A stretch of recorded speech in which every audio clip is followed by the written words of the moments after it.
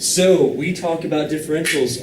This is a cool section. I'm going to show you how it's used for some applications in engineering, some physics. So we'll talk about that in a little bit. However, what I was mentioning to you before I started this was a lot of times people don't even get differentials from Calc 1. A lot of calculus professors, teachers just skip it. So I need to give you and I know that that's the case for many of you, for most of you. So I'm going to give you an introduction to differentials from Calculus 1, and then we'll make a jump to Calculus 3. It's not much of a jump, but I need you to understand the Calc 1 differential very well, because the proof for differentials in Calc 3 is based on that understanding. And that's what I need you to get. Does that make sense? You're like, no. Well, it will. It will. Just wait for me. So differentials. Here's the basic idea of what differentials even do from a Calc 1 standpoint. So here's differentials from Calc 1. Imagine you have just this curve. And we've got 2 points on this curve. Our famous P and Q.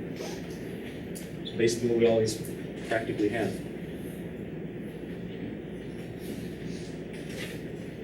And here's our x-axis. And we're going to say that at the point P, we call that x. And at the point Q, we're going to call that x plus a little bit. We could do x plus delta x plus h is like the traditional notation, like x plus a little bit. And the idea behind all of calculus was, all right, so if we want to find a tangent line at P,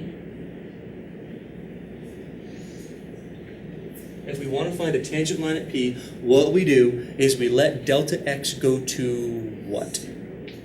And the 0 pulls this point closer to this point, and we define that derivative as the slope of the tangent line at the point P. We let Q get really, really close to P, and we say that right there, when we let that happen, a limit as delta x approaches 0 of the slope here gives us the slope of the tangent line at the point P. That's what we say. That's what a derivative is. Now, what's a differential? How's that differ from a derivative? Well, let's talk about some things here. First thing,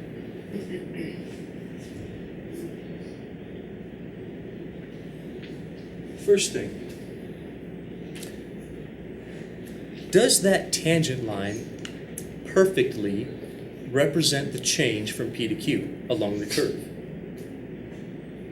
What do you think? No. Is this exactly the same as that? No. Clearly not. One of these things is a tangent line.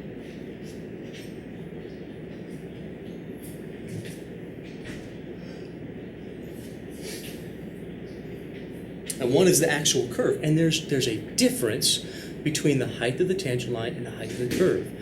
This is what the differential does. Watch carefully what this does. There's certainly a change in height from P to Q. Do you guys see what I'm talking about? The change in height from P to Q is this entire thing. Nod your head if you understand that. That's the change in height. This is what we call the delta y, the increment along the y-axis, the literal change in height. Along the x-axis, this would be the increment. Just delta x, how much is changing? So this whole thing right here is called delta y. That's the increment of y.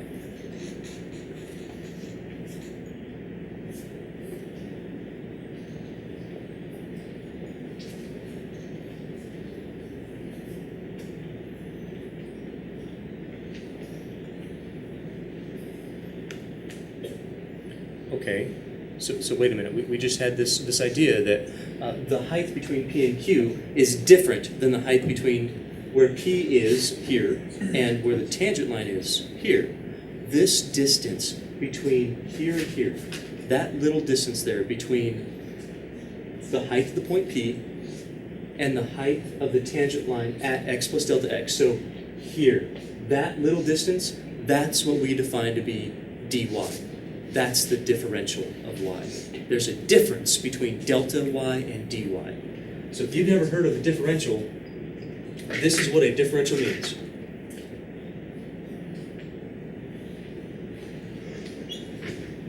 That's what a differential means. Dy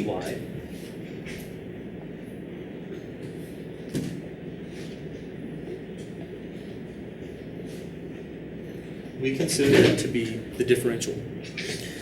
I'm going to write a couple things out just so we have this in words. I'm going to write it out. It's probably going to make a little more sense, and then I'll explain it like a 20-second recap, and we'll go from there. So here's what I'd like you to write. Delta y gives the change in height from the point P to the point Q. This total change in height, that's what delta y is.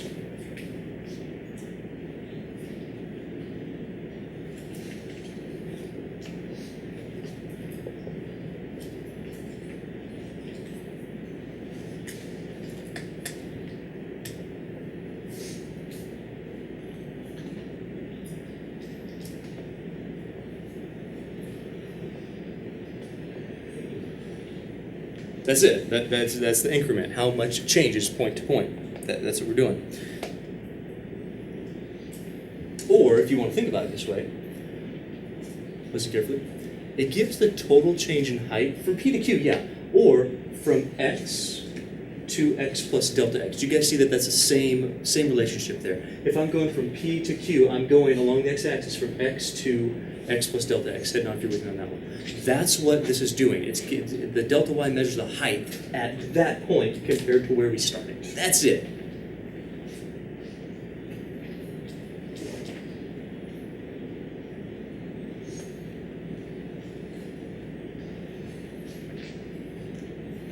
Okay, how is that different from dy? Well, what dy does and what dy doesn't do. dy doesn't measure the actual height. That's a function thing. That's a literal change in y thing. What dy does, it measures the change in height from P to a point on the tangent line above x plus delta x. That's what it's doing. So delta y, the whole height. dy, the height up to the tangent line. Do you guys see the difference in that? That's what I'm trying to get you to understand here. So dy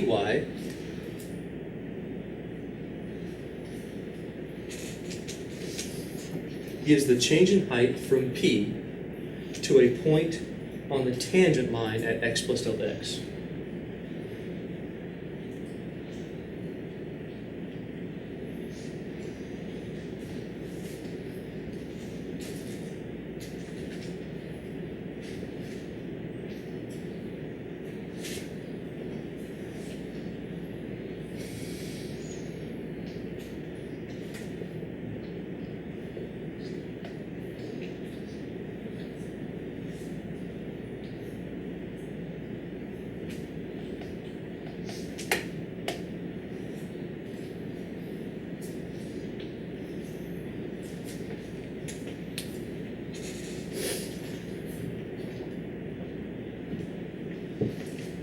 Do you guys have that written down? I don't want to talk at you as you're writing. I want to make sure that you're fully with me. Because we're doing just a little bit of a recap, not much. The idea is it's not super complicated, but it's a little weird the first time you see it. What? What are you talking about? I want you to know right now there's a difference between actual change in height and the differential change in height. One of them, what this is doing, this is comparing the change in height to the tangent line, the change in height along the tangent line. That's what it's doing. It's comparing a curve to a tangent line at a specific point. P is the point where we want our tangent line. We're always moving Q to P, okay? We're always trying to find the tangent line to P. So if we say, look at this picture here, we got a curve, we got a tangent line at P. What's going on is we got, and this is an extremely expanded view, okay? This is super blown up. It's teeny tiny when we're talking about calculus. Because delta x, we know it's going to go to 0. So things will be really close. So there's a really expanded picture. We say, now let's check it out. Is the tangent line perfectly representing the curve? Well, no. There's going to be some difference there. So this tangent line at P, yeah, it shoots out this way. It's a line. The curve does this. There's going to be an actual change in height. That's what delta y means. It's the increment. It's how much the height changes literally from P to Q, or from the x coordinate to x plus a little bit, x plus delta x. Now, if you're okay with that one. Now, there's also something else going on. That tangent line is going to be somewhere between there.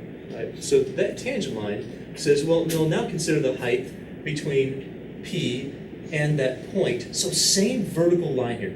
Point right above x plus delta x. So the change in height from P to a point on the tangent line right above x plus delta x. That right there, that's what the differential does. That compares the height the actual change in height, so the actual curve to the height above the tangent line. It compares the curve to the tangent line. Show of hands if you understand the picture behind that. Now, there's a couple of the comments I want to make. That's it. That's what a differential is. I've just defined the differential. Now, we're going to work with it, but that's what the differential does. That's what it is. I'll give you some workings, some heavier workings here after one more little definition. Now, I want you to think about this. Is there a difference, and please focus here, is there a difference between here, when I compare the difference between P and Q, and here? Is there a difference along the x-axis? No. Well, what that means is that if we want to consider, so that there's no change when we talk about dx and delta x, there's no change along the axis of the independent variable. I'm saying that very specifically because when we get to the Calc 3 part of it, we're going to talk about that, about how when we move along the axes of the independent variables, dx, it's going to be dx and delta x are exactly the same. I'll say that one more time. Yeah, there's change. There's a difference between here and the tangent line. There's a difference there along the axis of the dependent variable. It's different. But independent variable, if I want to go from P to Q, or I want to go from P to a point on the tangent line above here, I'm traveling along the x-axis, the exact same difference. Does that make sense? So,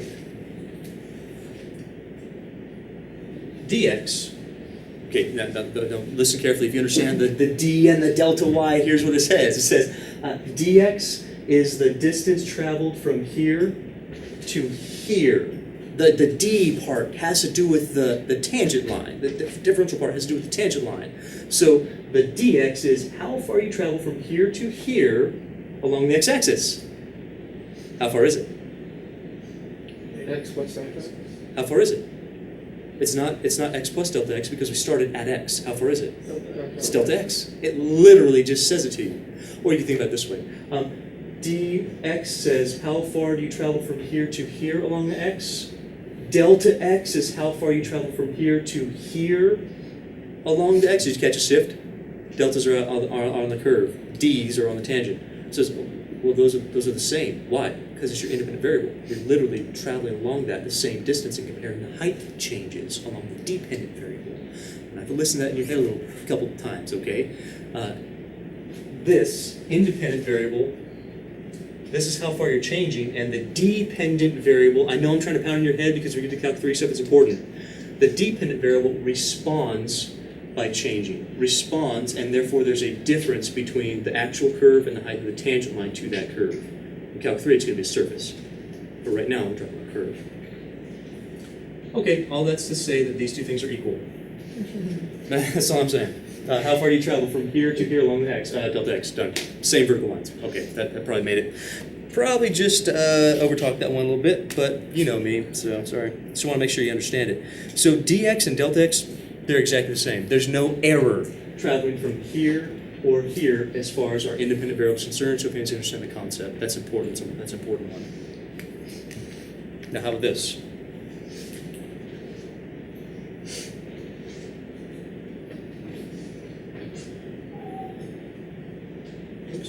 Man, ruin it. Ruin the suspense. Goodness. Is that true? That's clearly not true, all right? Yeah, that's not equal. There is going to be some difference. In fact, what all of calculus does, calculus uses this measurement to approximate that measurement. It's not the same. But,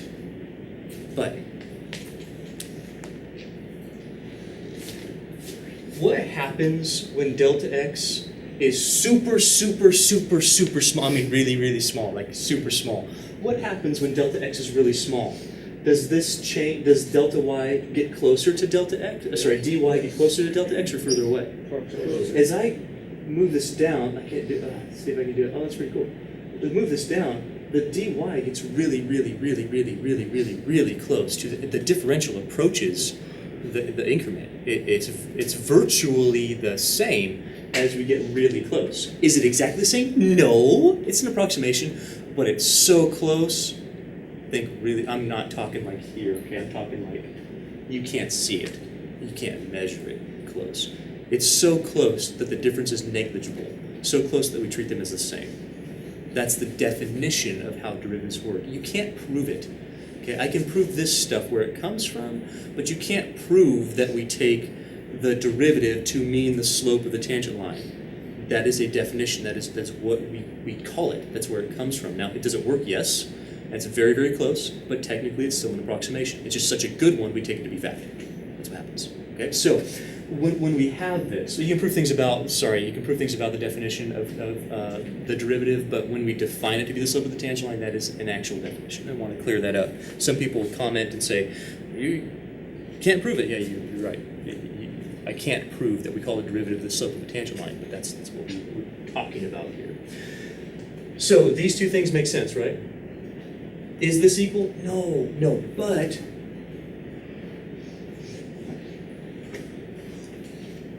as delta x gets really small,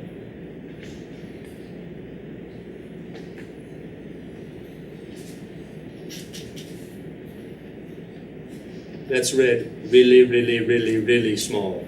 Or we've been through calculus, so as it approaches 0, as the difference between these 2 points, x, y, speaking, becomes 0, then we have this.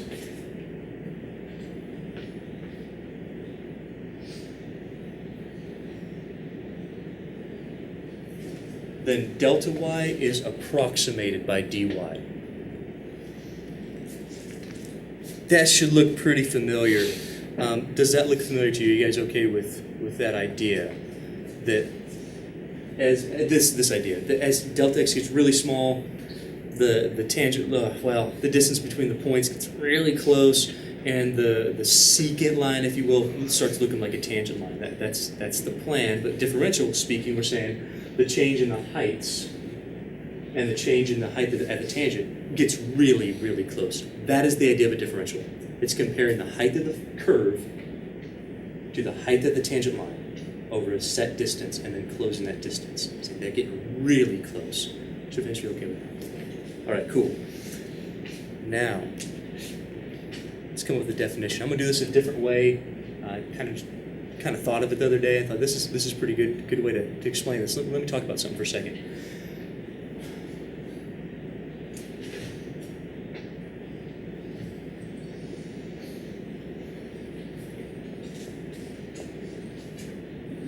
Yeah? No? Yeah. Okay. Yeah. Slope is rise over run, for sure. Now let's go back to our calculus days here. Can you all in this classroom tell me what's the run? Wait, it's what now? Okay, so I like the way you said that. It's x plus delta x minus x.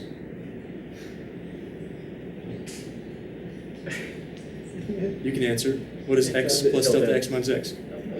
Should make sense. If that's x and then that's x plus delta x, the difference between them is delta x. Okay. So wait a second though. So there's no change though between delta x and dx. Are you with me on that one? So even though our slope is, I'm going to do this, we're going to kind of do one little substitution every single time, okay? So we have rise, whatever that is, compared to the run, which is delta x, but I can make that rise over dx. Are you clear on what I'm talking about? Now let's do this. Let's talk about the rise. That was the run. That's the dx. Same thing as delta x. Let's talk about the rise. Which rise? The one that relates to the height of the tangent line. We're talking about the differential. We're using the height of the tangent to approximate. That's what this is all about. Using the height of the tangent to approximate the height of the curve. It's a really good approximation when that thing gets close. That's what we're talking about here. We're always talking about the dy now, not delta y, dy. So what's the rise? What's the rise from P to the point on the tangent line? You all know it, say it, it's obvious. What is it? Dy. Delta y?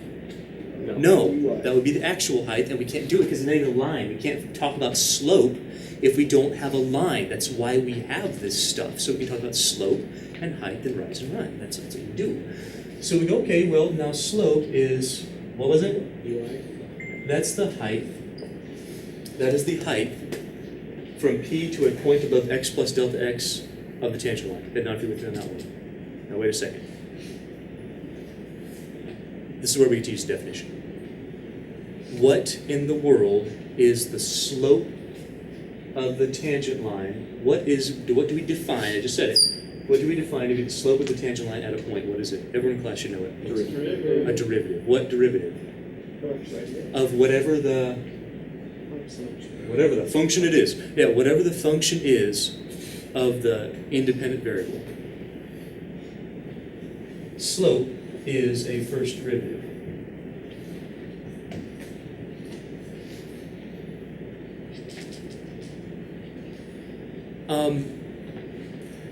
Practically speaking, we've kind of just sort of proved calculus a little bit. Basically, said, yeah, you know what? This is the tangent line. We said let's make a tangent line. This is the change in height. This is change in run. So rise over run, and we called that a derivative. That's literally what it means.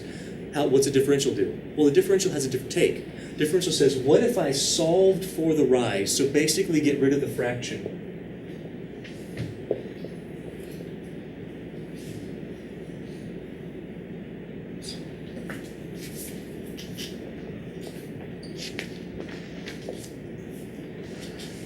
Does that make sense? Mathematically, it's legal. We just multiply by a denominator. As long as the denominator is not 0, it's approaching 0, but it's not 0. We can still do it. So we go, okay, well, does that... Oh, I forgot my E. Sorry. Does that make sense? Does it make sense the rise should be the rate at which we're rising, rate of change, slope, times the amount I let it rise?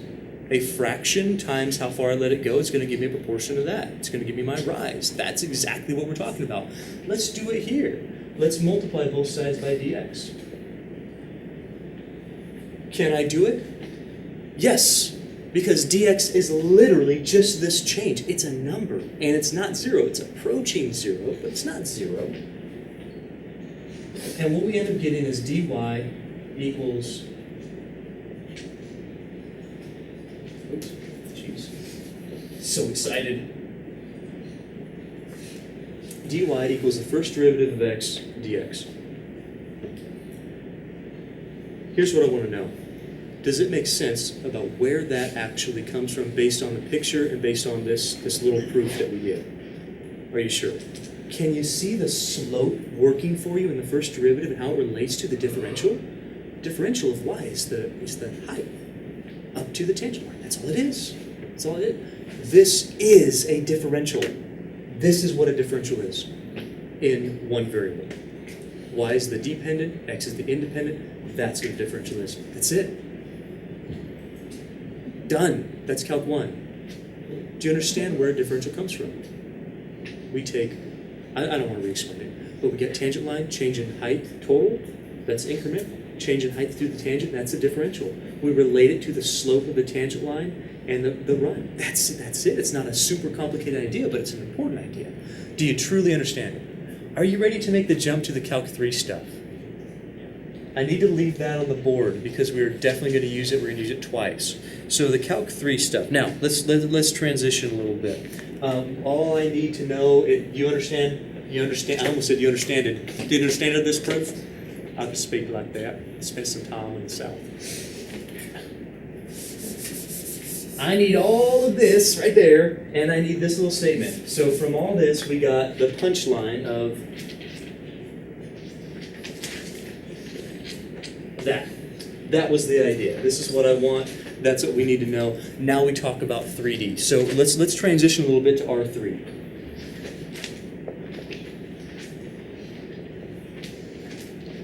Everyone, right now in class, in 2D we have curves. In 3D we have...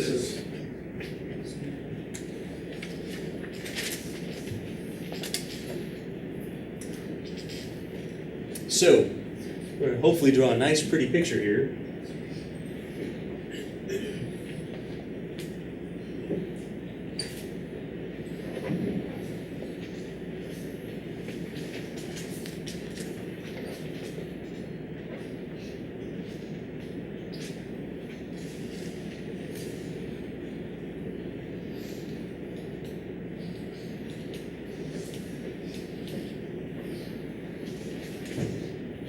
hoping you can see the surface I'm trying to create. Here's what I want to show you. Now that we're talking about surfaces in R3, how many independent variables do we have in R3? 1? No. 2? Are you? Oh, good. Crap. Okay. Remember surfaces, right? Yeah. Surfaces have 3 total variables in R3 and 2 independent. What are the independent variables here? So we plug in an x and a y, we get out a z. Z is the dependent, x and y are the independent. Are you following what I'm talking about? You need to know that.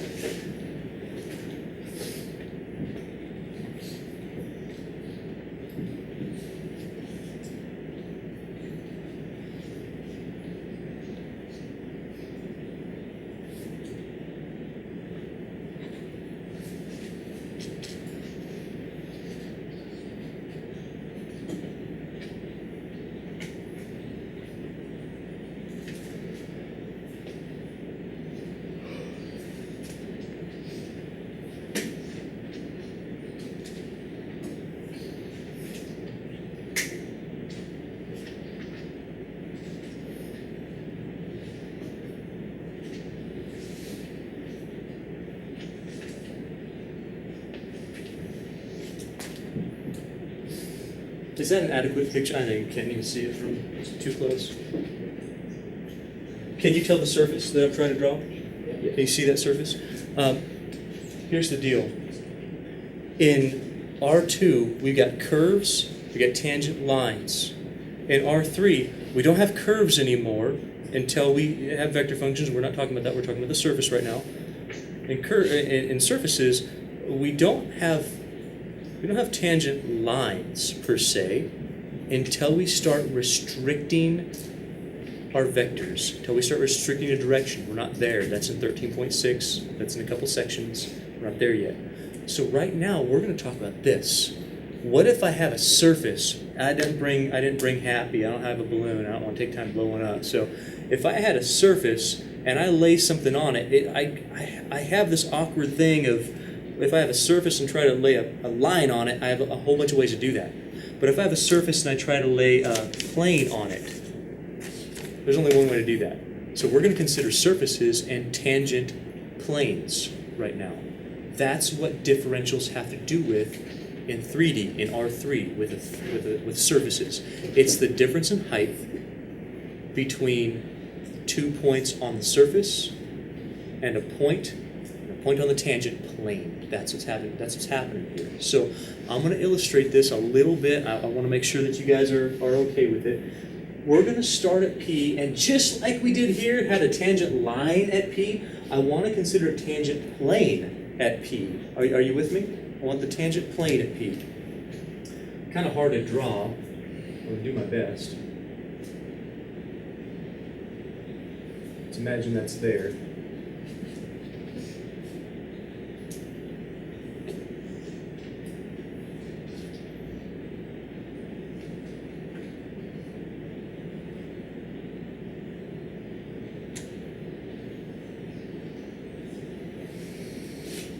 Yeah.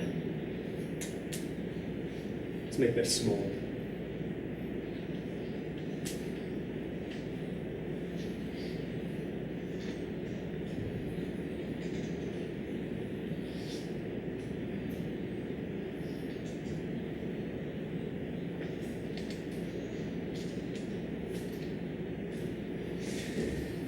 Close enough.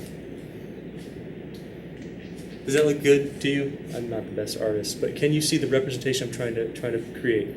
I've got a surface like this, and I've got my tangent plane.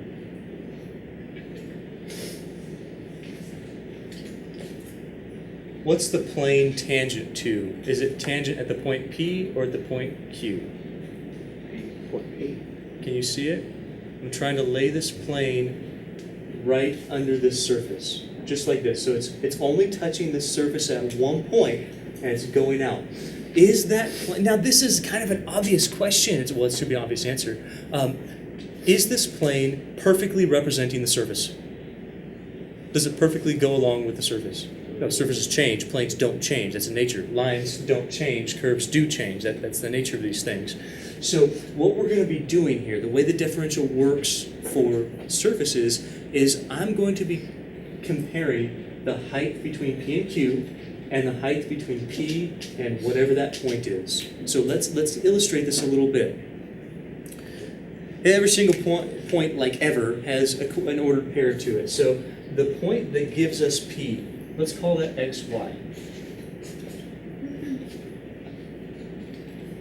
Now here's the issue. I'm going to try to kind of flesh this thing out for you. When I changed from here to here, there was only one variable that needed to change from here to here, and the y responded by changing. The y responded here. So x was the only variable that changed. To move from here to here, I just had to add delta x. Head nod if you're with me on that one. Come on, people, I need your attention. I need you to really get this stuff, okay?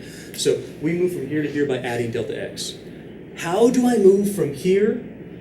From here, let's go with this. How do I move from here to here? Well, that means I've got to move on the xy plane, the plane of my independent variables. I've got to move from here to here. What must I do? Do I change just the x? If I change just the x, that's just this one. Not this one. That's not along the x. Just this one. So I do have that. I do change the x. Let's call that delta x. That change is delta x. Are you following me? Yes. What else do I have to change? Delta y. Yeah, that's right. Y is also an independent variable now.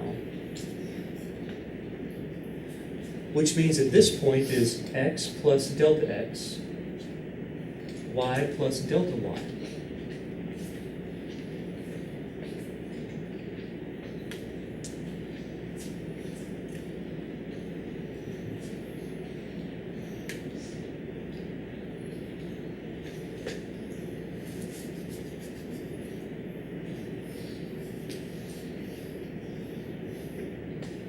Did you get that written down?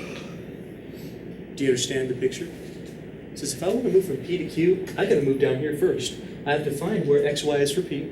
Then I got to add a little bit to it along the y. Got to add a little bit to it along the x as delta x and delta y. And it gives me this new point projected on the xy plane from where I get the height at Q. Show of hands if you okay, for real.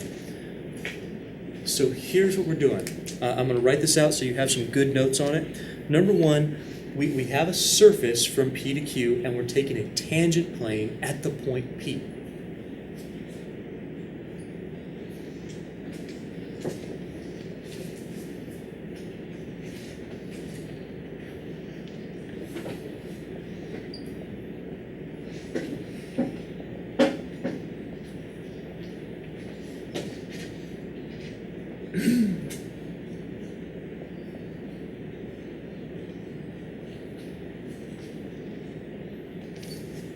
So given a surface from P to Q and a tangent plane at P, here's now the representation of the differential.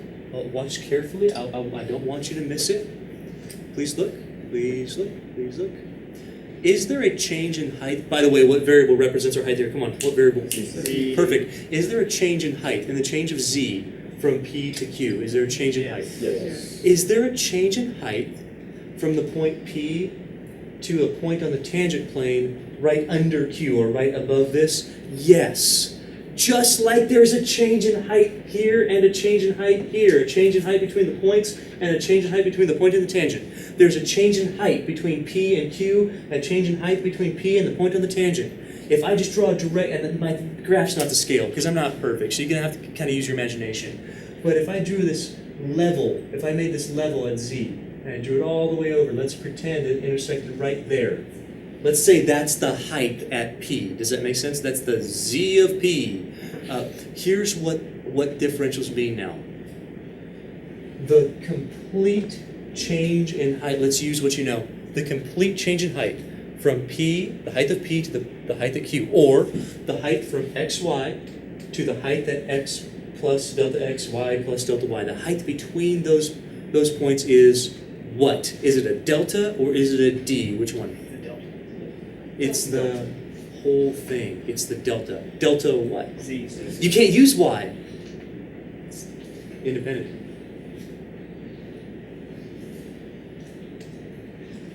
That's the delta z. And now if you're okay with that one. For real. Yeah.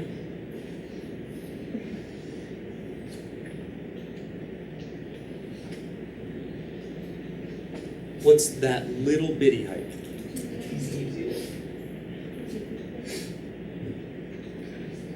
That right there is what the differential in 3D, R3 surfaces, that's what it represents. I'm going to write that out for you so that you know. Delta Z is the actual change in height from P to Q. It's the actual change in height from xy to x plus delta x, y plus delta y. That's what that means. Write that down, okay? Delta Z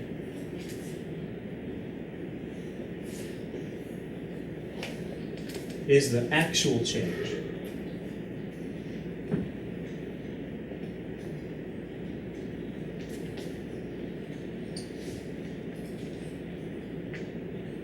from P to Q.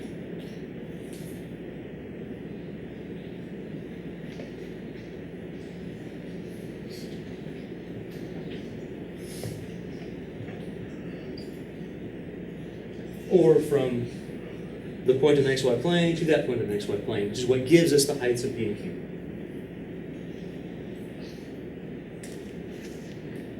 DZ is not that.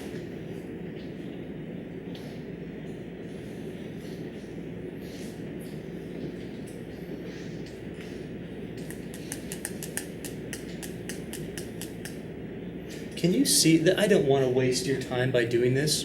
Can you see the relationship between this and this? Can you see the similarity between these two things?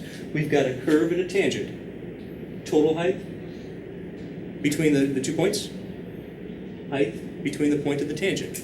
We've got a surface and a tangent plane. We've got total change in height. That's the delta Z. That's the change between these 2 points. As I'm moving, I don't have one axis anymore. I have two axes. I got to move along both of them. The change in height of the function between here and here. That's the total change in height between the point and the other point on the surface. That's what delta Z means. The DZ is the same thing as here. It's the change in height between the point and the point on the tangent. Only this time, we've got a plane and not a line. You with me? And it takes these two things to get there. So that's what DZ does. It's the change in height from P to a point on the tangent above x plus, above this point.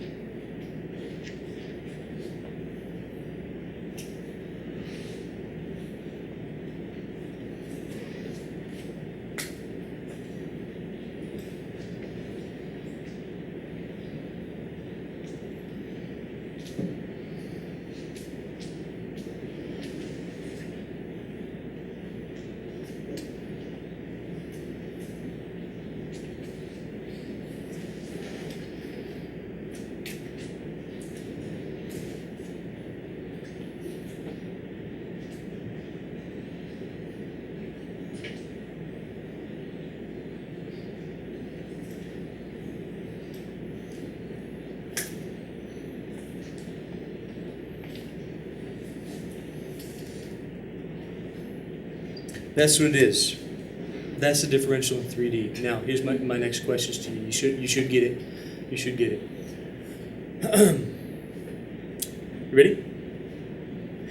What we said was that to get from here to here along the x, to get from here to here, that's called dx. The change in, we called it run. The change in run from the point to the point of the tangent line along the x-axis was dx, but it was the same thing as delta x. They had to be exactly the same. Do you follow me on what I'm talking about? Now, for here, I got to let two things change. I have this change in x. Yes. Is the dx still going to be equal to the delta x? Is it still going to be equal? Yes. How about the dy? Is the dy going to be equal to delta y? Yes. When I'm moving along the axes of the independent variables, I'm moving from, okay, well, you know what? Let's do it. Let's do it. You ready? Here we go. I want to move from here to here. That's what that represents. I want to move from here to here. The change in x and the change in y are dx and dy just like they were from here to here. It was a dx. How far do I have to move? Look at the board. Now, I don't want you, if you blink, you're going to miss it. Don't miss it. How far do I have to move along the x-axis from here to here? That's on the tangent plane. I know they're close. But from P to the point on the tangent plane, how far am I moving in the x direction? How far? Delta x. Delta x. How about in the y direction? Delta y. Delta y. So how the change in x along from here to here is delta x. There's no change there's no difference between them, I should say. As far as the independent variables are concerned, that's the point I was trying to draw, is that independent variables, there's no error there. That's cool. It's the height of the dependent variable that the differential compares. That's what we're doing. So for us, we go, okay, since x and y are both independent variables, you might want to write a little note there.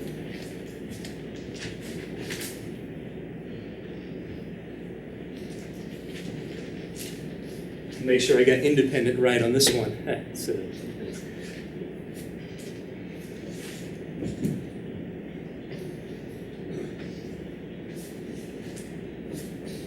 Some people get confused, like, wait a minute, I thought you said delta y was about, not equal. Well, that's because y here is the dependent. Y here is not. They're both independent variables. The measurement of the height, that's a z measurement now. That's what we're considering.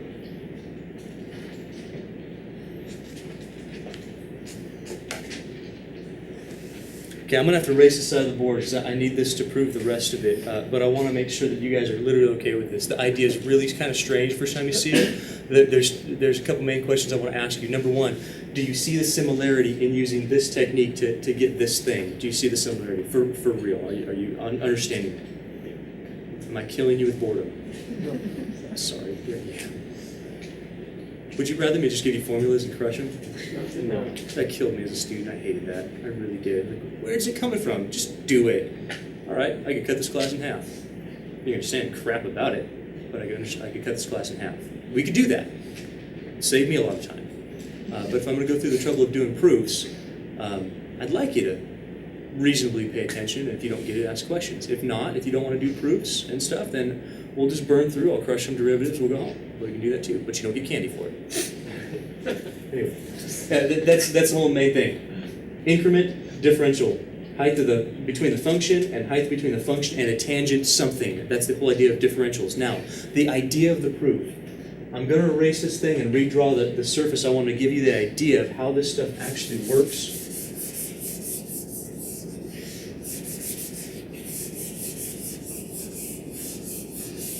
It's pretty cool. This thing is based all on the Calc 1 idea. It's neat. So we're going to look at it. Because I don't want you just to copy it down, get a formula, and try your best to work at it. You probably can succeed, but you're not going to understand it. So let's create our surface again.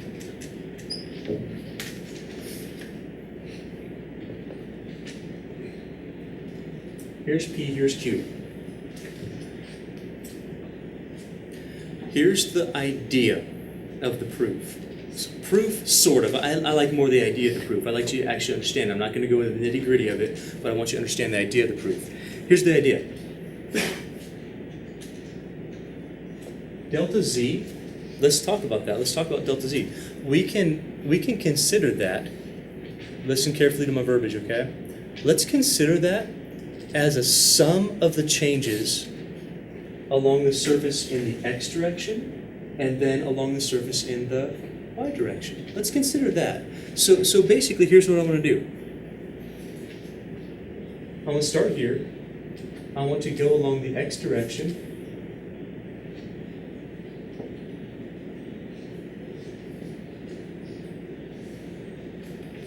That's going to get me part way there. So this I want the change in z, but only along the x direction. Are you following? And then I'm going to go, yeah, and then now let's switch. Wherever this is, as far as now I want to switch and go along the y direction.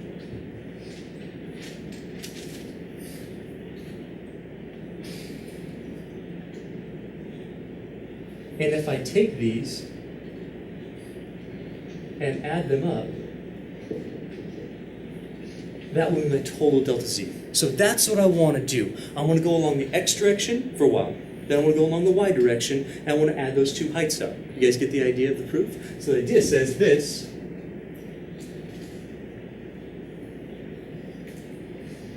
is that. Notice I'm not using d's yet. I'm not using them at all. I'm using deltas, which means there's no error in this yet. It's literally the change in height along the y plus the change in height along the x, or vice versa, and we get total change in height. Does that make sense to you? It's a continuous surface. We can do that. So we go along the x-axis, hey, total change in height, and we stop, and then we go, okay, along the y. When we get to that point where we're along the y, we add up the height along the y. Total change in height is given by height along the x, height along the y, we get total change in height. Show of hands should be okay with that one. Now we have some fun. Here's the cool part about it. If I'm going along the x direction, if I'm just going along the x direction, I am in a plane that is parallel to the what z plane? If I'm in the x direction, I'm parallel to the xz plane. Does that make sense? So if I go along that,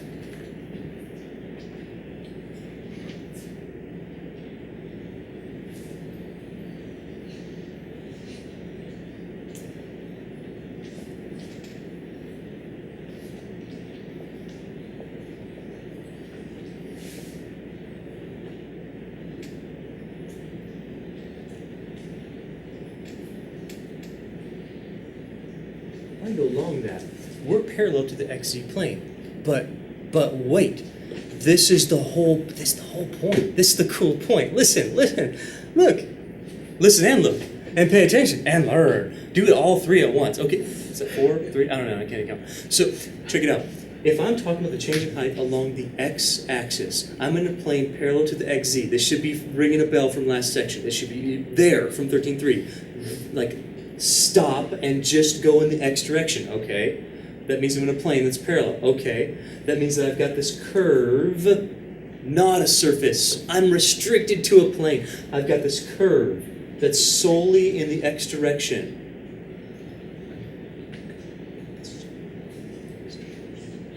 I've got a curve that's solely going along the x direction. I'm restricted to a plane. Does that make sense? That means we get to use all of this Calc 1 idea. We go, well, wait a minute. Hey, if you're restricted to a freaking plane that's along the x is your only independent variable, because you're not excited. This should be exciting. This is differential, it's partial differentials. Or, well, it is partial differentials. Partial, what do you call those damn things? Derivatives. This is calculus class, right? Okay, good. If we're I'm getting excited about it because it's freaking cool, but if I restrict you to a direction, x direction, we're in a plane, we create that plane, creates a curve on the surface. Not a surface anymore, it's just a curve. And we go, wait, if I'm restricted to the x is my only independent variable. Y, I don't care, it's held constant. That's why y is equal to a constant, we're in that plane. We go, well, then what is this?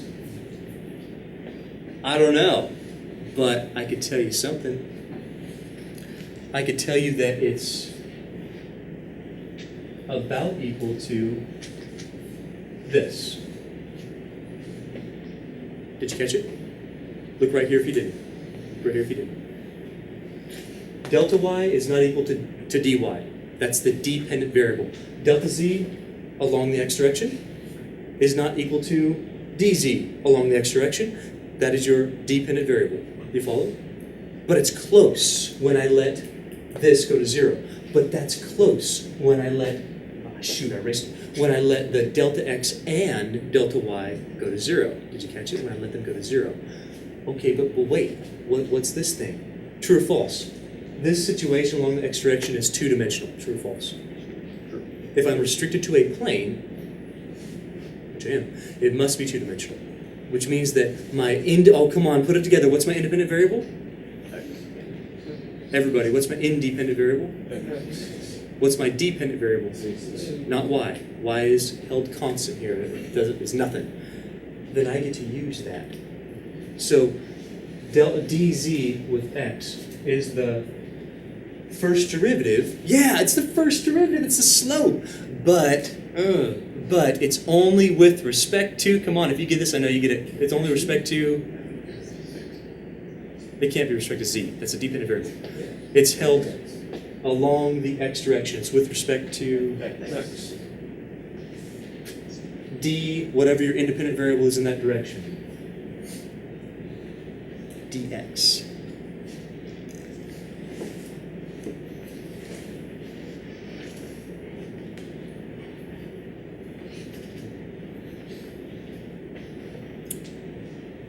Do you see that that's the same approximation that we have used right there? Do you see that that's the same approximation? Do you see that if I'm held to the x direction only, that this, the differential, it's this, guys. I don't want to get, it's going to get too cramped if I try drawing everything, but watch.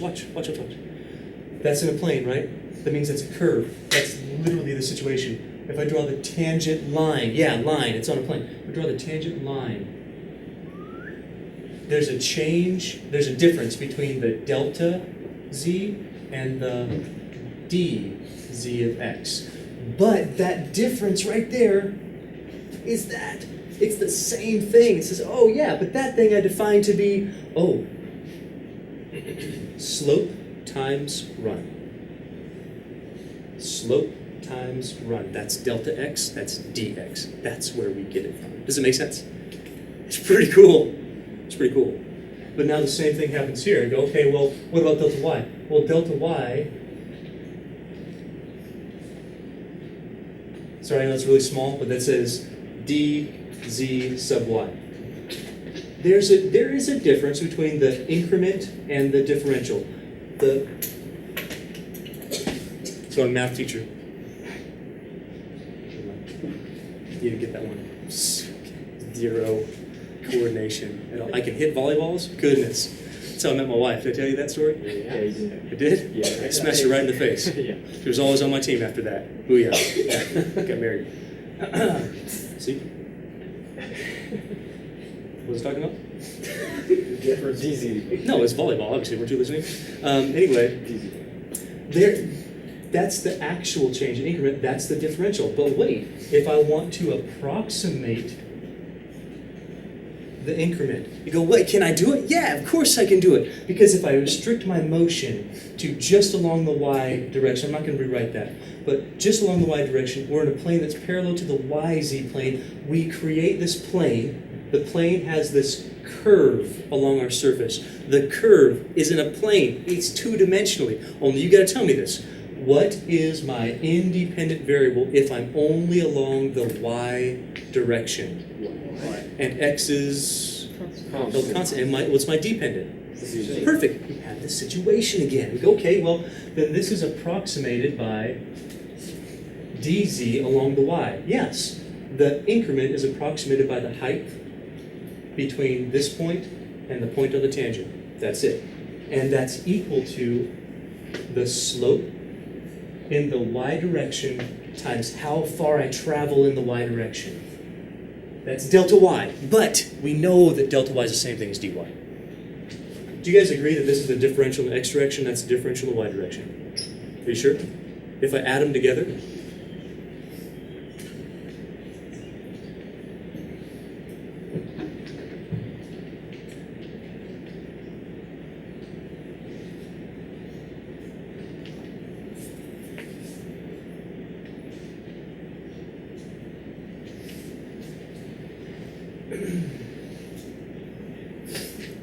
This thing here is certainly equal to this. Look, equal, not approximated. This is equal. This is actual change. You guys see the increment? The actual change. Actual change along the x, actual change along the y is actual change along the x direction, plus actual change along the y direction is total change in between the 2 points. That's what that says. However, that is approximated by this. That is approximated by this. So if I drop these down, it now becomes an approximation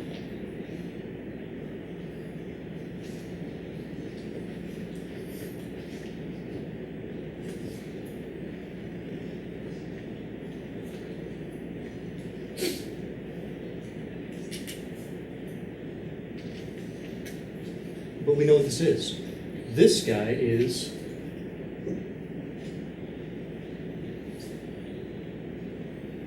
this guy is this.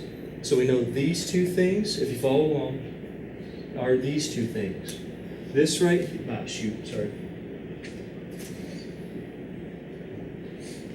You can stop me when you see things like that. It's okay. You assume you're right. You just assume that I'm right? That's a really bad assumption to make sometimes. I usually say the right thing, but sometimes it comes out with that right here, the differential along the x plus the differential along the y, this is what we call the total differential.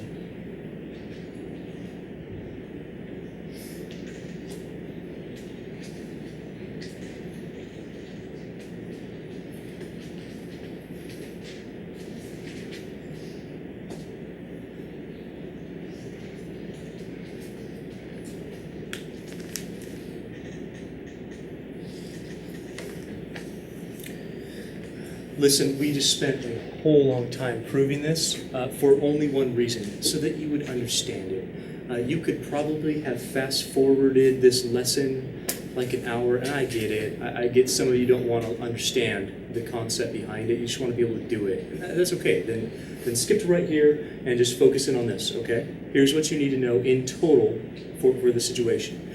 You need to know that any delta is actual change. So this delta z is the actual change in height from here to here. Do you understand that? It's approximated by dz. It's approximated. Is it a good approximation? Oh yeah. If we let these points get really close, the change between the tangent plane and the surface are real small. Just like here, just like if you let this go down. The change between delta and the d is really close. You with me? That's the idea here. That's what we're doing. So it's approximated by this. How do we do it? We hold the surface in one direction. This is slope, and I need you to get it. This is slope times run. It's giving us rise. This is slope times run. They're literal lines. They're literal lines in 2 dimensions because I'm restricting to the x, I'm restricting to the y, and I'm adding those up. Slope times run plus slope times run gives me 2 heights. I add the heights together. I get the change in heights from the slope line, the slope of the tangent lines, held constant in planes. That gives me a real good approximation for the change in height between 2 points.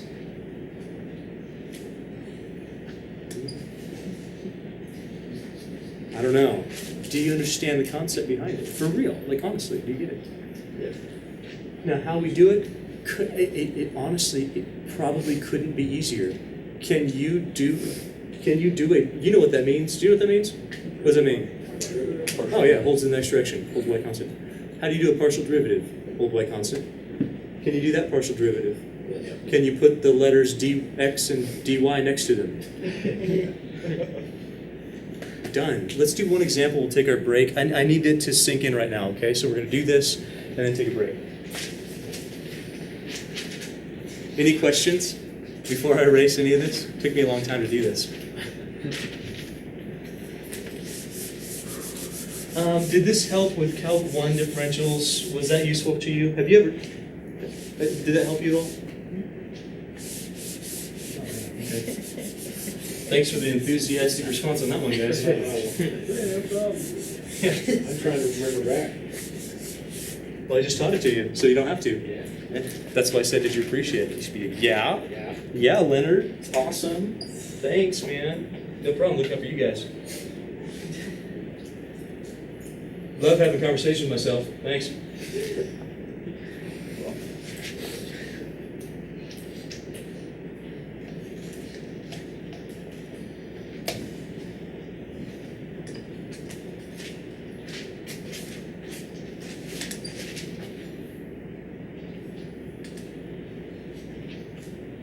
Okay, let's do it. This is going to be about a maybe 20-second problem. Well, as long as you can take derivatives. Here's what differentials do. So I'm not joking. It's as easy as this. It says, I want you to find the differential of z when z equals this equation. The differential of z, I just proved it, is the partial derivative of f with respect to x, dx, plus the partial derivative of f with respect to y, dy. Done. So let's try it. Let's put it together. Or you could use this too. If you prefer the z notation, you can do this. Might make it easier. I don't care what you do. Can you take the partial derivative of z with respect to x? Yes or no? Yes. Okay, so we would clearly have what rule for with respect to x? Every time chain rule. So what we get with chain rule is, and listen, I'm going to do them fast, all right? I got to trust that you're okay on these things. I don't have time to hold your hand with derivatives in this class. Outside of class, sure, but not inside of class. We're going to crush them. So with respect to x, we're going to get 2x y e to the x squared minus y squared. That's the partial derivative of f, or z, with respect to x. Make sense? What is it? It's the slope. It's the slope if I restrict the surface in one direction, along the x direction, along that plane, and I take a tangent line to that curve that intersects the surface on that plane. That's what I'm doing. With respect to y, what do I need? Product rule and?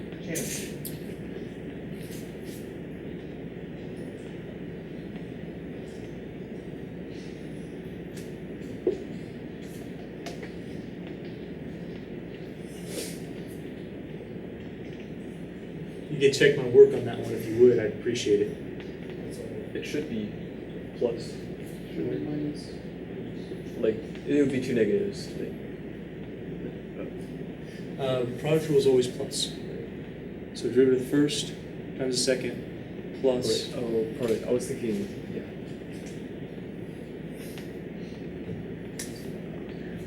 Oh wow, no, that's not right.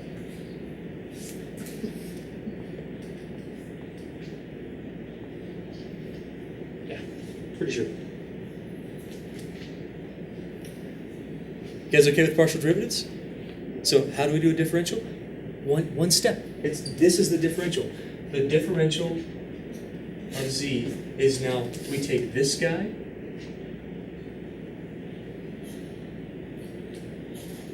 dx plus this guy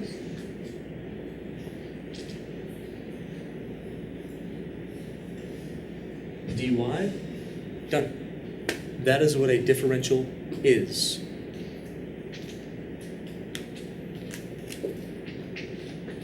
Can you do it?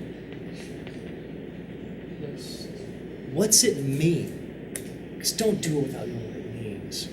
What's it mean?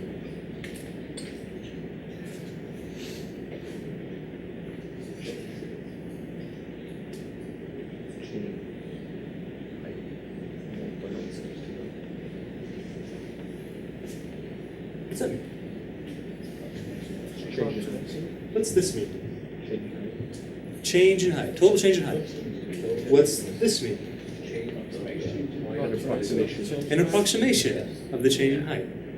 This is an approximation in the change of height between any 2 points.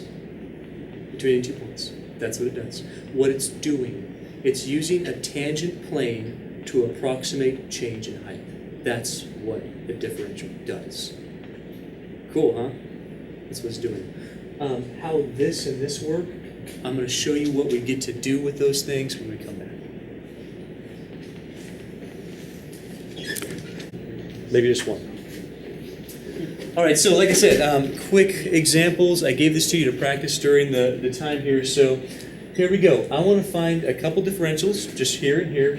How we find differentials is very, very straightforward. It says take the partial derivative with respect to however many independent variables you have and add them up with d, whatever your independent variable is. So in our case, we've got 1, 2, 3. We're going to have to find 3 partial derivatives. So in our case here, the differential of w is the x dx, partial derivative with respect to y dy, partial derivative with respect to z dz.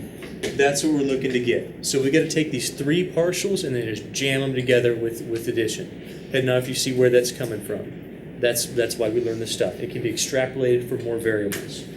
So partial derivative with respect to x. Again, we're going to go quickly. This is 2x e to the y. What happens here? 0. With y, we got, let's see, x squared e to the y plus ln z. Can you follow that one? Derivative here is e to y with respect to y. Here we got ln z. partial derivative with respect to z is 0 and then y over z. Because we have that ln z is 1 over z times our y, we get y over z. Head nod if you're okay with that stuff. Now, is that the differential? Well, no. It's the parts of the differential. It's the partial derivatives. We jam them together. And we got that our differential is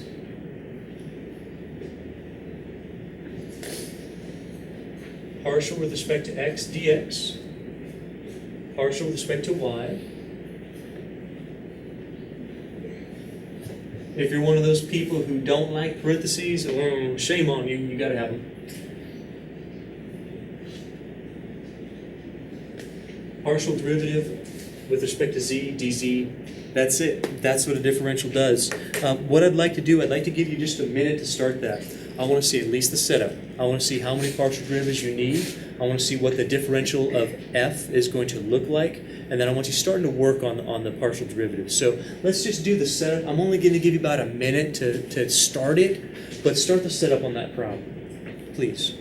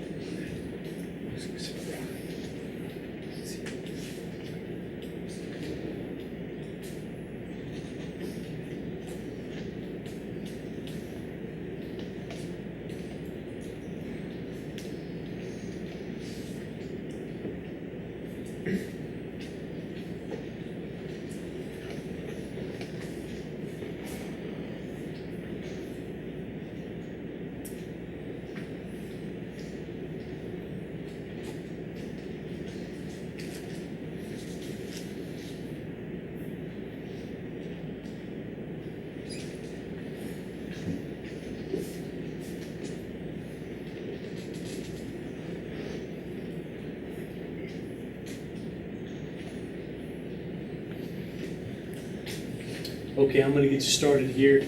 How many independent variables do we have?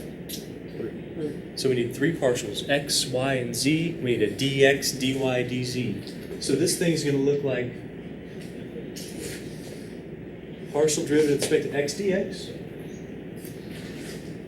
then one with y dy,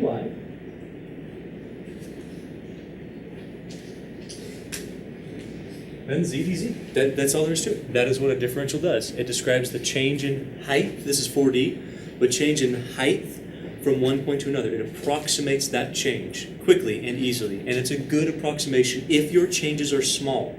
If the changes are small, that's what we're trying to do here. So let's try that.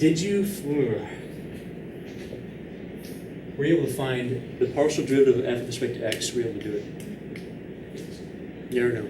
Yes. Hopefully you got 2 over 2x minus y for the first part.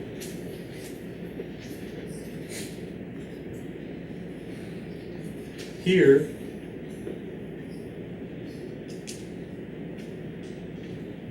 partial derivative of this with respect to x says chain rule. You get 2z, and then you get your exponential back. Did you guys get that one? Yes. Hope so. Partial derivative of f with respect to y, very similar. We got chain rule,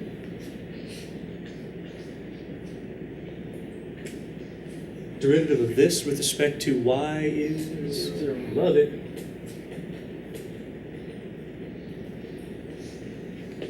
Partial derivative of f with respect to z. I told you I'm moving fast. I do need you to be able to do these on your own, but I got to move quickly on this stuff. We're kind of running out of time. This with respect to z is what? 0. This with respect to z is 2x by the chain rule times e to the 2x z. And not if you can at least follow it. Yeah or no? Is that our differential? It's close. It's the parts of it.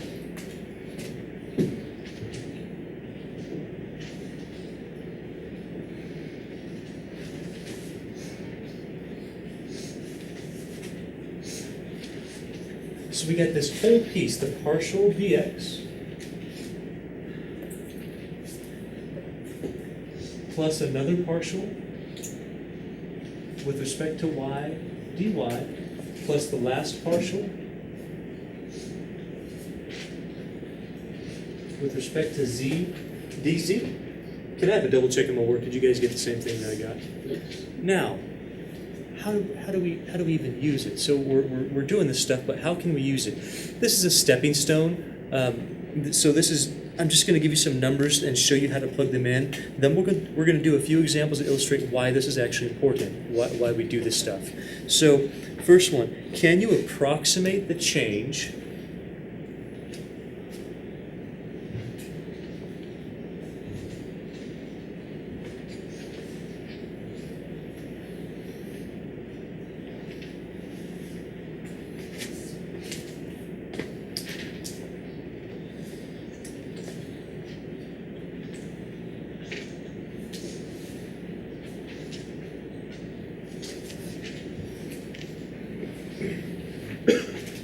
Can you, watch carefully, it's not hard, but you need to know where everything's coming from, okay?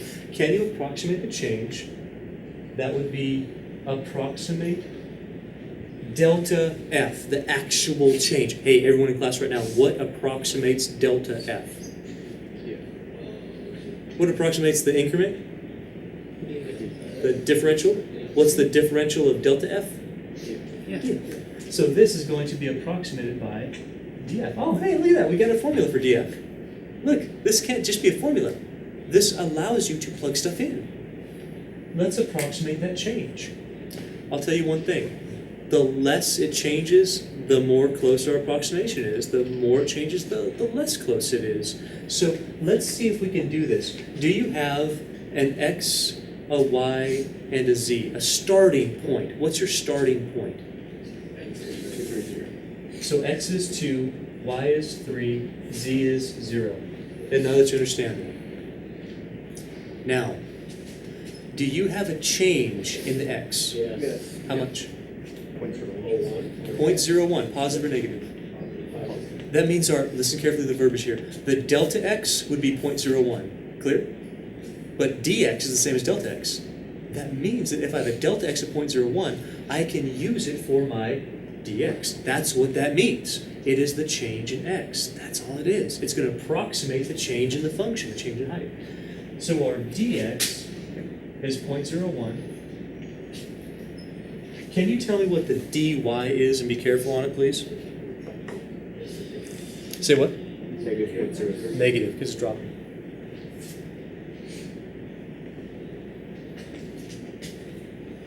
And the dz, what's a dz? 0.04. So here's the cool thing about it. If we want to approximate the change of this function from this point to this point, we take these numbers, plug in for x, y, z, dx, dy, and dz, and it will give us an approximate change. How close? Pretty close. Could it be better? Yeah, if our change is smaller, it's better. So let's try. So what we get,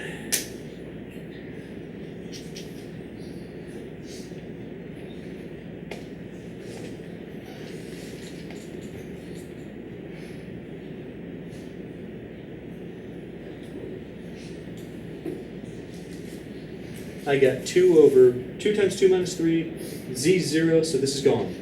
This term is gone. dx still matters though. 1 over 2 times 2 minus 3. dy is negative.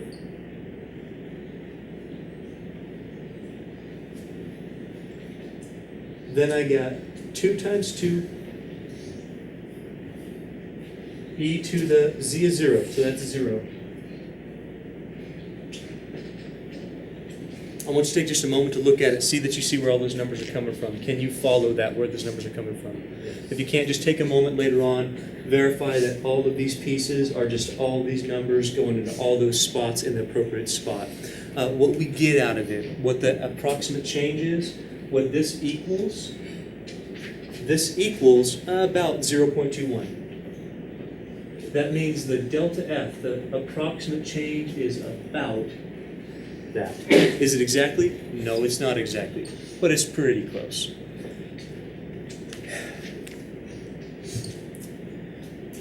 Can I just get a show of hands if you feel okay with doing this process? Is it super hard for you? I need to know. For me, for me, I've been doing it for a while. So for me, I'm like, okay, it makes sense. But I need to make sure that it makes sense for you guys. Does it make sense for you guys? Yeah. Let's step it up a little bit. I want to do a 3 actual real examples, stuff from like not just functions. I want to deal with real stuff. So let's talk about pressure and gas. Now I'm full of hot air, so this should make sense for me. But if you have any sort of science background, you know that if I increase the volume with a gas, I'm going to decrease the pressure. And if I decrease the volume, I'm going to increase the pressure. That's inverse relationship. If I increase the temperature, it's going to increase the pressure. If I decrease the temperature, it's going to decrease. That's a direct relationship. So for a certain gas, we can model the pressure. Isn't it pascals? Is that right for pressure? Yes. By this. So pascals related 8.314 temperature in Kelvin over volume, and let's say in liters. So let's find right now. I want to see if you can do it. Find the differential of the pressure. What's it going to let us do? It's going to let us approximate the pressure for any given change.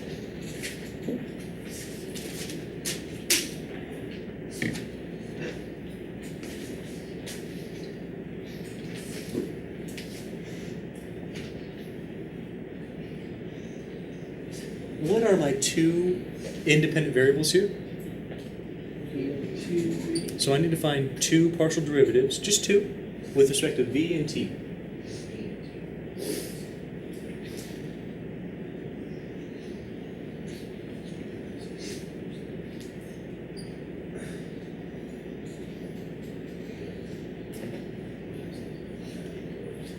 If v is the variable and t is the constant, I bring it up, have -1, multiply by -1, drop the 2, we're good.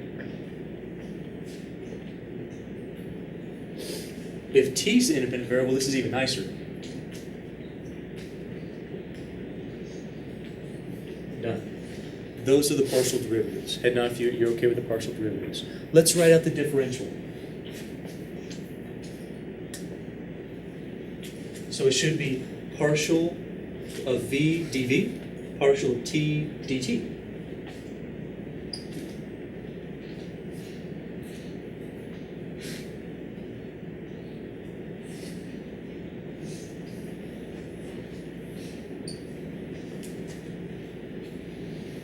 So far, so good?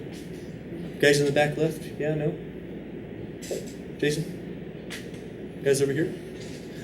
Now, let's see if you can fill this out with some real life stuff. Let's say that our volume goes from 20 liters to 20.2 liters. Our temperature goes from 300K to 250K. Can you approximate the change in pressure? Let's outline the things you know right now. So list out all the stuff you know based on this information. Go for it.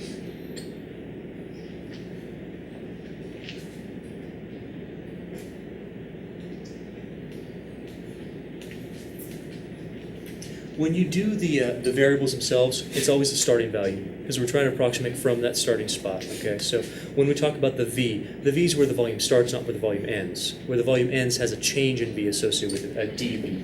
So our volume starts at what, please? 20. What's our temperature start at? 300 Kelvin.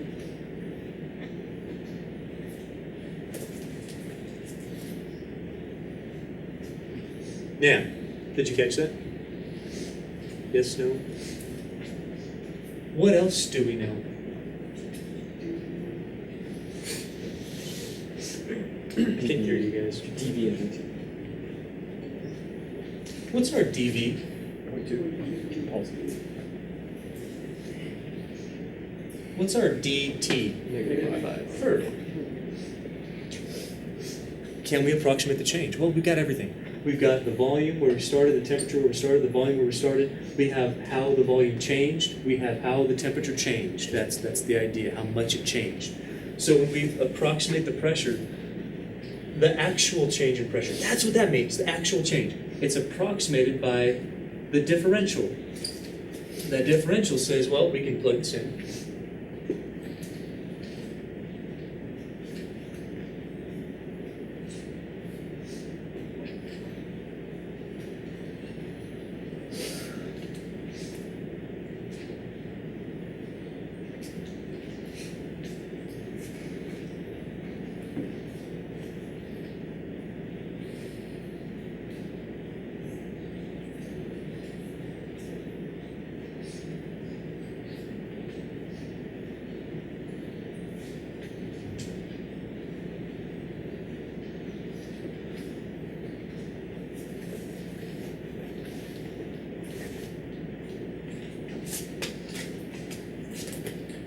You don't need to pull your calculators out, I've already done it. I just want to make sure that you guys have the correct numbers in the correct spots. Do you have the correct numbers in the correct spots?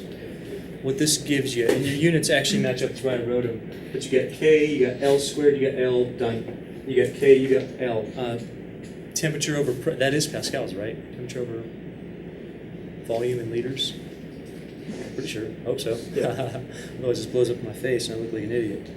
Hopefully it is, otherwise good, but I'm going to say it anyway. So our actual pressure is approximated by the differential, which is -3.3256 pascals. It's a drop. It's a net drop in pressure. Now, I always found this sort of like, well, wait a minute. Couldn't you just plug the numbers in and figure out the actual change in pressure? Yeah, pretty sure. Sure, you should do that. So why do we do it? First, a lot of times differentials are easier because it gives you one thing to plug in, all said and done, and you're done. And it approximates, and if it's a small change, it's pretty good. Plus, it lets you do it for lots of points at a quicker rate. You don't have to plug in 2 different points. You just plug in 1 point and then change, and see how that change affects it. You can model things off of that. Third is for this, and I really like this. I do a lot of things that require measurement. I have a lot of hobbies that I measure things with. I get a micrometer, and because I do a lot of small detail stuff. Well, the problem with that is that every tool that we make inherently has error in it. Inherently, because the scale that I use, it's like the micrometer, it's like plus or minus 0.001 inches. That's really close, but it's still plus or minus 1,000th of an inch. So whatever measurement I have, it could be off by that much. Plus or minus, that's 2,000ths. You with me on the idea? We can use differentials to give us the maximum error in our total measurement. That, I think, is a pretty cool deal. So I'm going to show you how to do that. So the only thing I want you to know, and I'm not going to write it down because you'll see it in the example, but the error. So if you're using a tool, right, and you're measuring it, that plus or minus 0.1 inches or plus or minus 0.01 grams. I don't know what you have. But those errors are the possible changes in your measurement. It's the possible changes. And we can take the biggest error, put them here, add them together, and get the maximum error possible. And I'll show you how to do maximum percentage error in a minute too. You guys okay with the idea first though? So let's continue.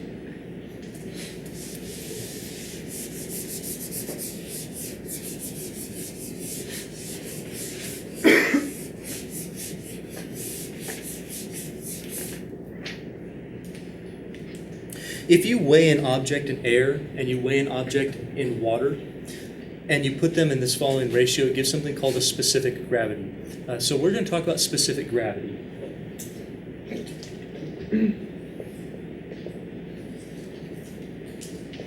So specific gravity is the weight of an object in air divided by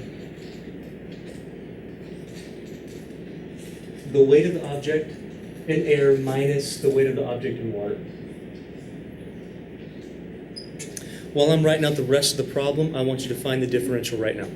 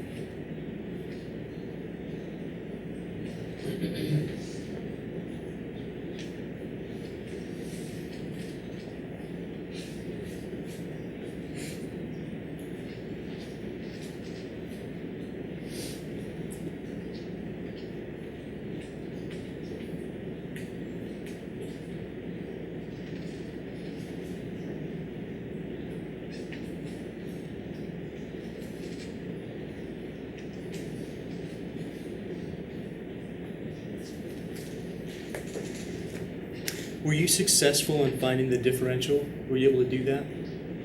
Did you try? Yeah. Yes. You need to try these things.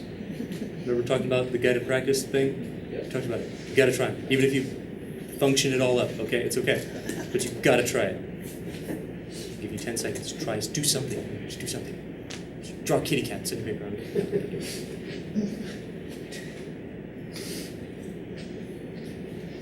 What are your two independent variables? A and W.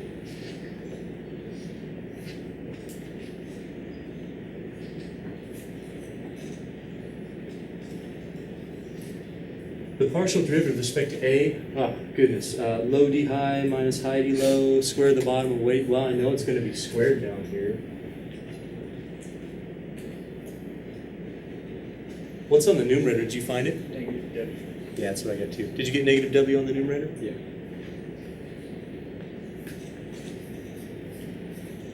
Let's see. That would be plus. Yeah. So that one, I'd move this up. I'd make that a negative 1. That's a constant, so negative, but then chain rule gives me that negative 1 back again.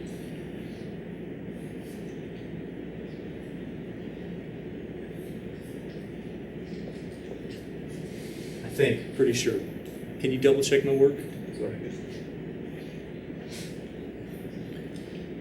So that's our differential.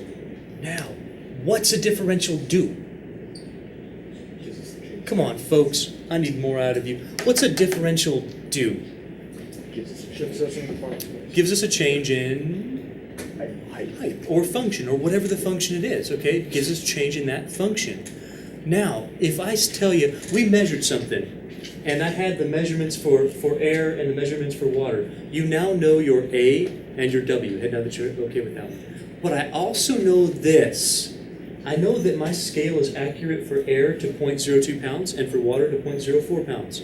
That means that I could be anywhere within that range. The maximum it could be is 0.2 pounds away in either direction. Does that make sense? Or 0.4 pounds away in either direction for water. Actually, with stuff this light, that's actually not that great. That's quite a bit of error percentage-wise for these two measurements. For heavier stuff, that'd be great. For this, that's not that fantastic. Okay, so we're going to get some large error out of this. But here's what to do with that. If our A, well, okay, you tell me, come on, quickly. What is our A? 2.2. Do you see that it's 2.2 for air? What's our W, please? Our dA.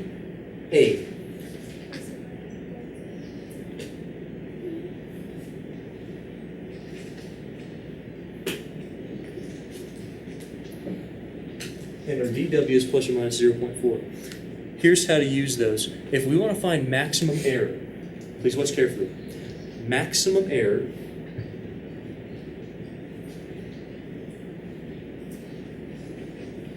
is going to be the absolute value of the differential. Because I don't want these, if they're negative, I don't want these errors canceling each other out. Does that make sense? I don't want them to do that. So for us, we're gonna find the absolute value of that differential. So I'm gonna plug the numbers in. So negative w over 2.2 minus 1.8. We're going to multiply that by the dA. Listen, if you're talking about the differential of A, the maximum error there, it's either direction 0.02. The absolute value of that is just positive 0.02. It negates that negative. Does that make sense to you? That's what happens.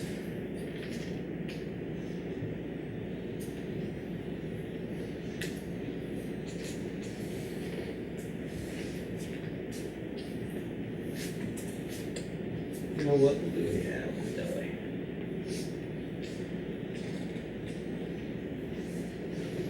Yeah, we got that one.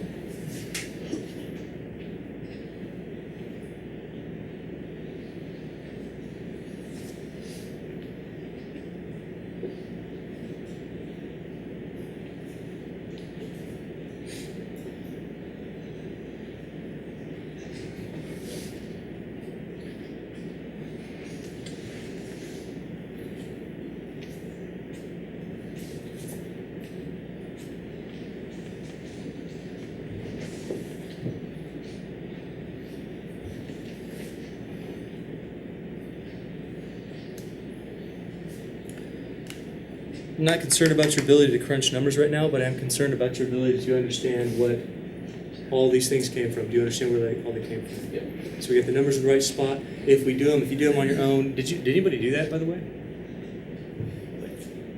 Actually, calculate. Does anybody read that? Yeah, I don't know if you did that. Did you? I did it. I wrote it down, but I want to make sure I'm right. I got 0.775 pounds is what I got. 0.775. No? No, I just accidentally cleared it. Oh. Dang, that sucks.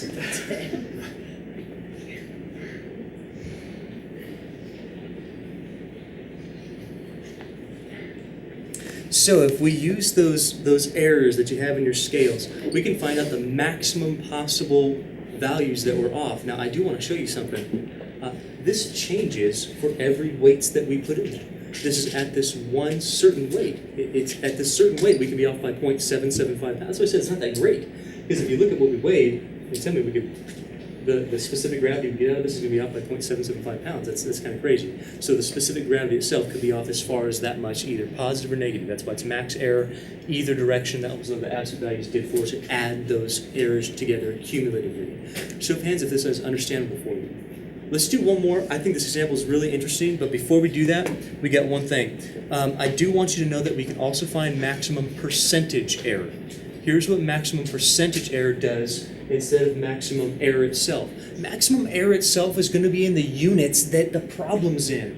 Percentage error is not. Percentage error is going to say something like, hey, your measurement here could be off as much as 5%, 10%, 7%, 20%, whatever that is. That's maximum percentage error. So little side note,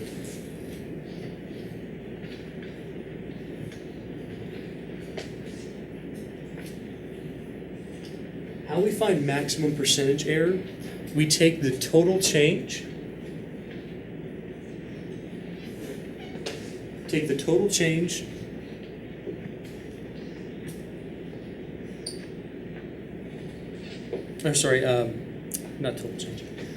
The total change, but in this case it's the total error. Take the total error and divide it by the actual function value itself. That's going to give you a percentage of the function that is in error. So dividing the change by the total gives you a percentage. That's what we're doing. And we always consider it to be absolute value.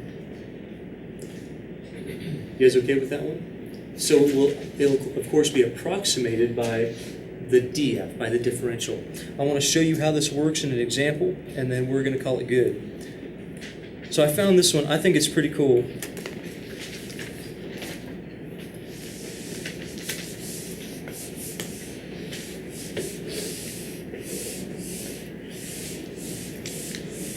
Maybe you guys who are engineering minded. Are there any engineering majors in here? Yes. Good. Wow, that's a lot of you.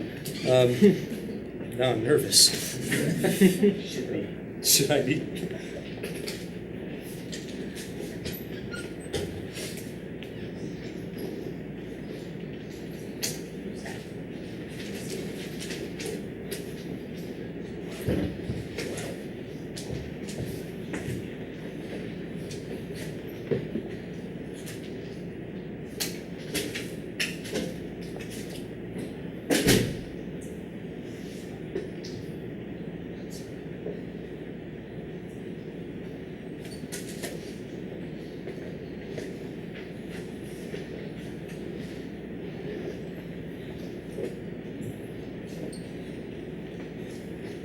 Tension of a cable hanging at its lowest point is given by that. Well, what's all that mean? Let me draw you a picture. Suppose we have some bridge, some roadway that's supported by two posts with a cable.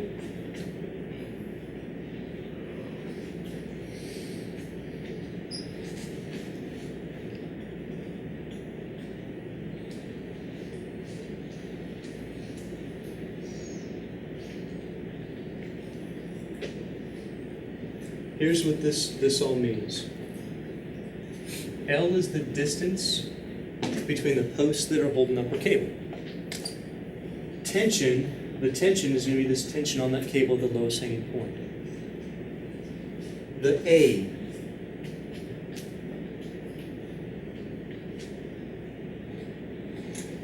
The A is the distance between the lowest hanging point and the top of that pole. That's what the A is giving you. The W is the weight of the road, path, bridge, whatever, in pounds per foot. So however many pounds are in a foot of that road, that's what that weight is talking about.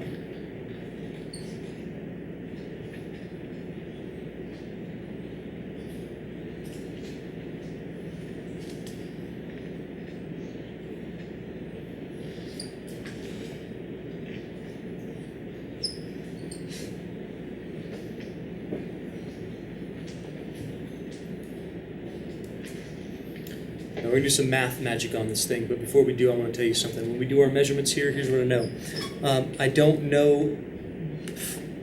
want to give you a measurement like it's plus or minus 4 pounds or plus or minus 2 pounds for the entire road. What I know is this. Based on our past experiences, our weight for the road is plus or minus 1%. So if I have more road, of course I'm going to have a bigger error. Less road, less error. It's 1% all the time, whatever.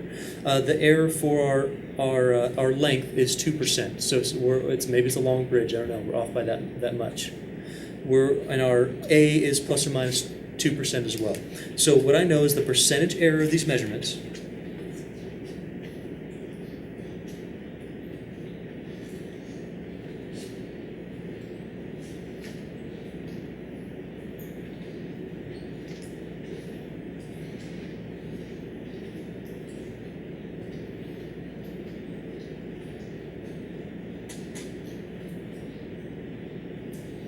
is as follows. Those.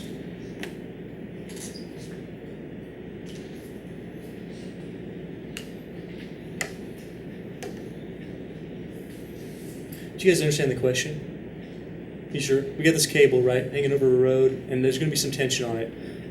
This is going to create a distance. This is going to be a weight, and we're measuring in pounds per feet, and we got this length that this thing is running. We're trying to find the tension in there. We also want to figure out what's the maximum percentage error of this whole thing. That's what I want to ultimately figure out. So how much of the tension, now is that important as an engineer to know if your measurement's going to be off for tension of a cable?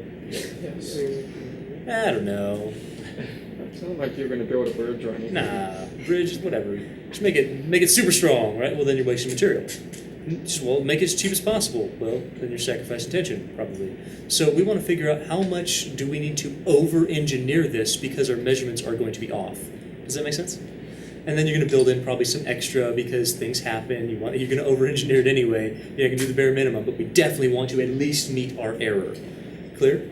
So let's try that. What I want you to do right now can you please calculate the differential of t? Go for it. Do the differential of t, and I'll show you why we're doing that. How many independent variables do we have? Good. So you're needing 3 partials, dw, dl, dA.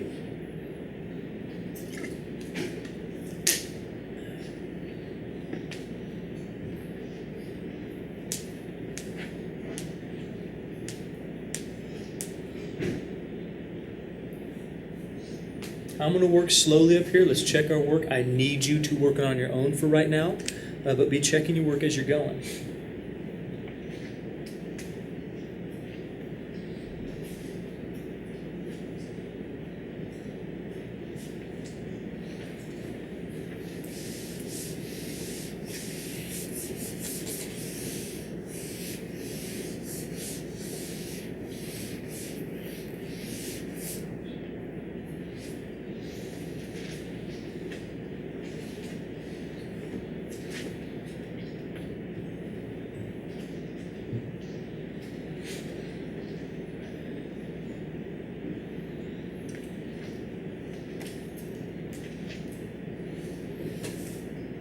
Did you get that far at least?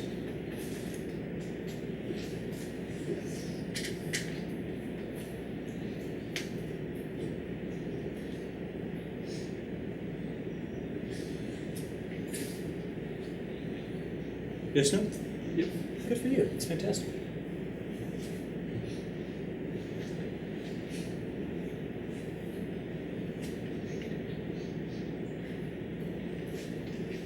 Let's do that.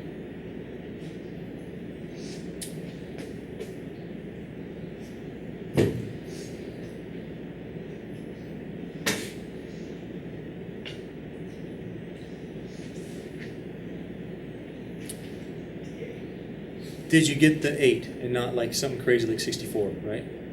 Okay, good. You still with me on this stuff? Are you finding it pretty easy to do differentials right now? Not too bad. They're just partials, you put them together. That's it. That's it.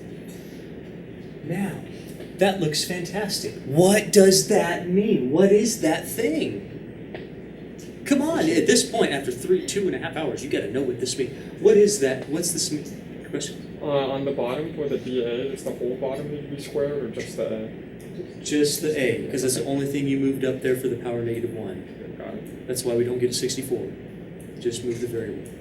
Okay, I was right on the little climax of this statement here. Come on, I was building up. I was doing a good oratorical style here. And we go, what's that actually mean? You should know. What's it mean? Change time. That's the approximation of the change in the value of the function. Change in height, yes, but the approximation of the change in tension based on this stuff when W or L or A or all of it changes, how it affects the height as an approximation. And now if you're okay with that one. Is it percentage error? No. Can you plug these things in? No, because these are actual changes, not percentage changes. This is percentage change. I'm going to show you how to do that right now. What we want to do, we want to approximate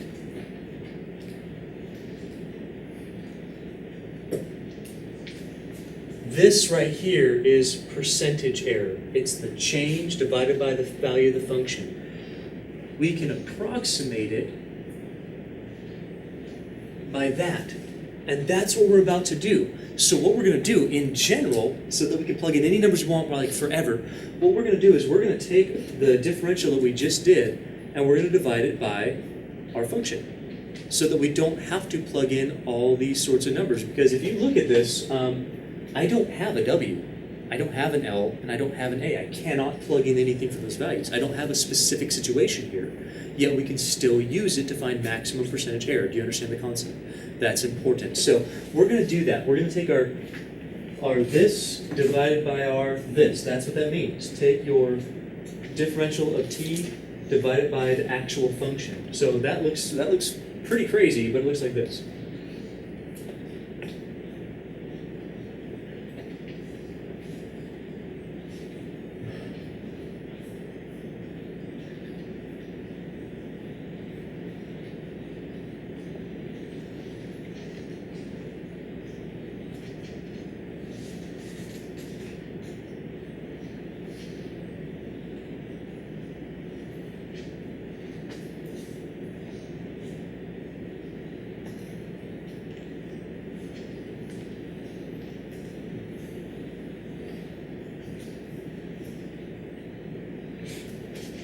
quick head nod if you're with me on that one. Now, we're going to divide, this is just the differential of t. We're going to divide the whole thing by what? T2. That. Which means since that's one big term, I can divide it piece by piece by piece. Do you follow? So I'm going to divide the whole thing, which means this.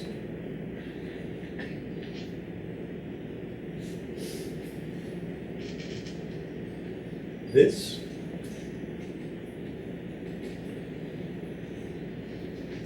And that.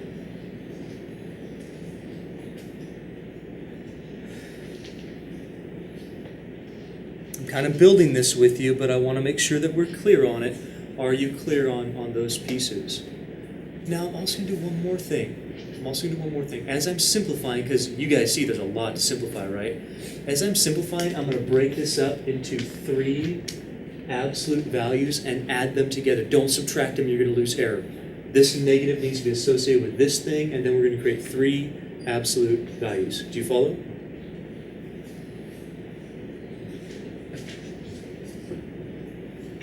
Can you tell me what simplifies here? Pretty much everything except for what? W. So it's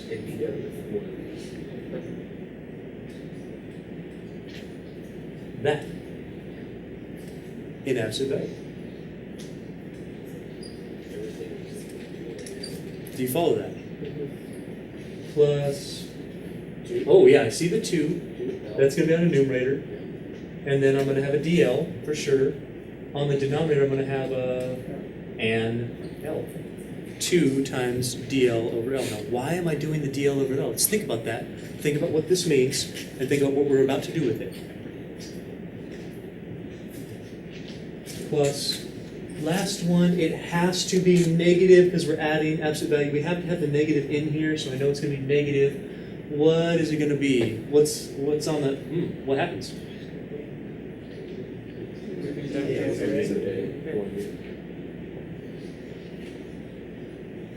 dA over A. A's on the denominator. A's on the denominator. I know it's just algebra, but just algebra can be kind of screwy here. Show of hands if you feel okay with that one. Now, let's think about what this actually means. What is dW over W? What is dL over L? What is dA over A? What is this thing? This is percentage maximum error. This is the amount that it changes over the total. That's a percentage here. This is always approximated by the differential of the function over the function. That is exactly what this and this and this are giving you. This right here is the maximum error, percentage-wise, of W. It is the change in W over W. That's what it is. It's just given to you as a percentage. This is the maximum percentage error of length. It is the amount that L changes divided by L. And this is that. So all we got to do is plug some numbers in. That's it. So we're going to have, what's the dW over W? Well, it's plus or minus 1%, right?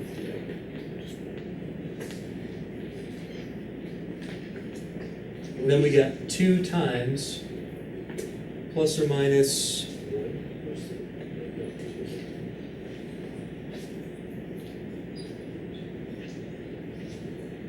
plus is a negative even relevant, honestly?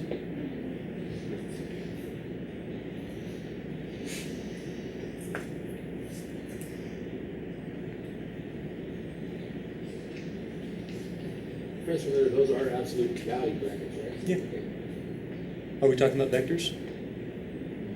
Or is that what you were trying to draw the conclusion, or no? No, it wasn't. Okay. Yeah, absolute value. Yep. Sorry, is that not? No, it is, but I was just. Yeah, we I don't know are why because we're using the plus or minus if we're using the absolute value, so I'm just like going, it's automatically going to come out positive. they are. Yeah, absolutely. But I have them in here first so that I can kind of eliminate it, I suppose. Okay. So I'm not doing 2 things at once is what I'm doing. But yeah, the maximum error here is 0.01. Maximum error here could be 2 times either one of these. Absolute value, that's 0.04 plus, well, that's positive, another 0.02. How much altogether? 7%, 0.07.